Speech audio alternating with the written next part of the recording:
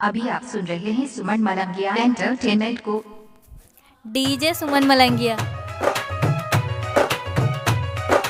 माँ Gayatri recording studio.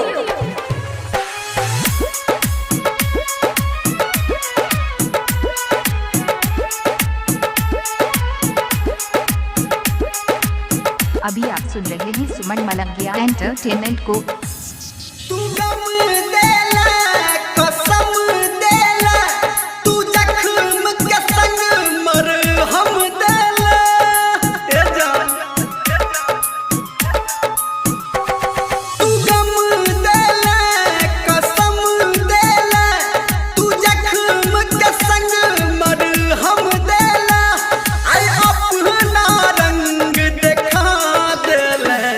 हंसा देल रुला देल हमरा तू पगली भुला देल।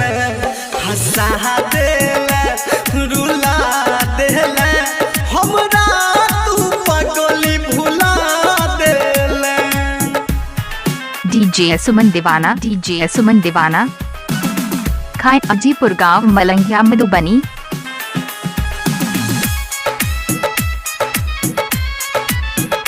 मोबाइल नंबर 8882452308 है। याद भले तू नहीं कर हमरा अब नहीं छै कोनो दाम गे। अब नहीं छै कोनो दाम गे। फेर सने बहु तोरा ले हम नहीं छिए जे सराम गे।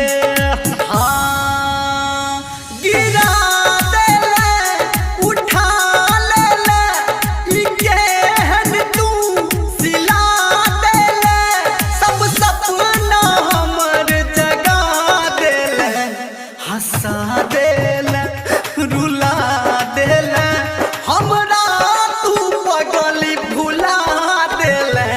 हंसा देल रुला देल हमरा तू पगली भुला देल।